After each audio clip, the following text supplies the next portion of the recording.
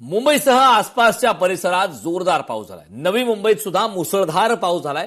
राज्यात 4 दिवस पावसाचा जोर कायम आहे. राज्यामध्ये 4 दिवस पावसाचा जोर कायम राहणार आहे. मुंबईसह आसपासच्या परिसरात जोरदार पाऊस पडतोय. नवी मुंबईत सुद्धा मुसळधार पाऊस झालाय. वाशी, नेरूळ, खारघर, कळंबोली, पनवेल परिसरात सध्या मुसळधार पाऊस पडतोय. राज्यात पुढील 4 दिवस पावसाचा जोर कायम राहणार आहे. मुंबईसह आसपासच्या परिसरात जोरदार पाऊस झालाय. नवी मुंबईत सुद्धा मुसळधार पाऊस झालाय. दृश्य आपण पाहतोय. कृष्णा नदीची पाणी पातळी 29 फुटांवर. कोयना धरणाच्या विसर्गाचा हा परिणाम पाहायला मिळतोय. आपत्ती व्यवस्थापन यंत्रणा अलर्ट मोडवर आली आहे. अफवांवर विश्वास न ठेवण्याचं यावेळी आवाहन करण्यात आलंय. कोयना धरणातून वाढवण्यात आलेल्या विसर्गामुळे शनिवारी कृष्णा नदीच्या पाणी पातळीमध्ये वेगाने वाढ झाली. जिल्हा प्रशासन आणि आपत्ती व्यवस्थापन यंत्रणा नदीच्या पाणी पातळीवर सातत्याने लक्ष ठेवून आहेत. नागरिकांनी अफवांवर विश्वास न ठेवता प्रशासनाकडून दिल्या जाणाऱ्या सूचनांचं पालन करण्याचं आवाहन करण्यात आलं.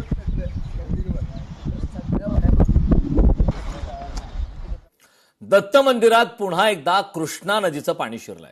पलूस तालुक्यातील औदंबूरमधील मंदिरात पाणी शिरलंय. कोयना धरणातून करण्यात येणाऱ्या विसर्गामुळे कृष्णा नदीच्या पाणी पातळीमध्ये वाढ झाल्याने पलूस तालुक्यातील औदुंबरमधील श्री दत्त मंदिरात पुन्हा एकदा कृष्णा नदीचं पाणी शिरलंय. औदुंबरच्या दत्त मंदिराच्या गाभाऱ्यामध्ये कृष्णा नदीचं पाणी गेलं असून मंदिरातील उत्सव मूर्ती मंदिरातून देवघरामध्ये हलवली गेली. मंदिराला पूर्ण प्रदक्षिणा घालून मूर्ती देवघरात हलवली गेली.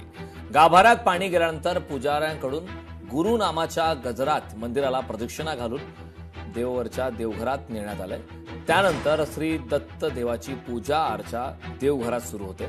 कोयना धरणातून करण्यात येणाऱ्या विसर्गामुळे कृष्णा नदीच्या पाणी पातळीमध्ये वाढ होताना दिसून येते. सध्या अलमट्टी धरणातून देखील मोठ्या प्रमाणावर विसर्ग करण्यात येत असल्यामुळे कृष्णेची पाण्याची पातळी आणखी वाढण्याची चिन्ह आहे. जायकवाडी धरणातील पाणी साठ्यात वाढ झाली. जायकवाडी धरणाचा उपयुक्त पाणी साठा 83% पोहोचलाय. जायकवाडी धरणातील उपयुक्त पाणी साठा झपाट्याने वाढून 83% उंबरठ्यावर पोहोचला. सध्या धरणात 61.12 टीएमसी उपयुक्त तर एकूण 87.19 टीएमसी पाणी साठा आहे. पाणलोट क्षेत्रात सुरू असलेल्या जोरदार पावसामुळे सुमारे 50,000 क्युसेक वेगाने पाण्याची आवक होत आहे. सध्या सांडव्याद्वारे विसर्ग नसून उजव्या व डाव्या कालव्यातून एकूण 1800 क्युसेक पाणी सोडलं जातं. धरणातील वाढत्या साठ्यामुळे मराठवाड्यातील 5 जिल्ह्याच्या पिण्याच्या पाण्यासह सिंचनाचा प्रश्न मोठ्या प्रमाणात सुटण्याची आता आशा निर्माण आहे.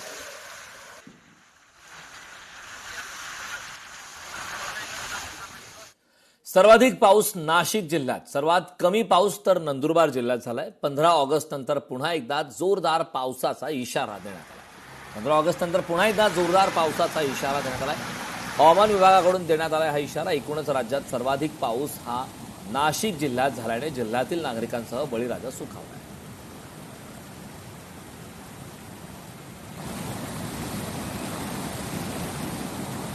सर्वाधिक पाऊस हा नाशिक जिल्ह्यात झालाय तर सर्वात कमी पाऊस हा नंदुरबार जिल्ह्यात. नागपूर जिल्ह्यात 6% अधिक पावसाची नोंद. जुलैमध्ये 454.7 मिलीमीटर पाऊस झालाय.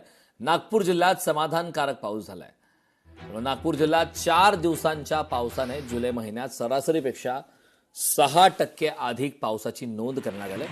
जुलै महिन्यात 335.2 मिलीमीटर पाऊस नोंदवला गेला जो सरासरीपेक्षा 6%. त्यामुळे 1 जून ते 31 जुलैच्या या कालावधीत एकूण 454.7 मिलीमीटर पाऊस झालाय जो सरासरीपेक्षा 7% कमी असला तरी समाधानकारक म्हणत आहे.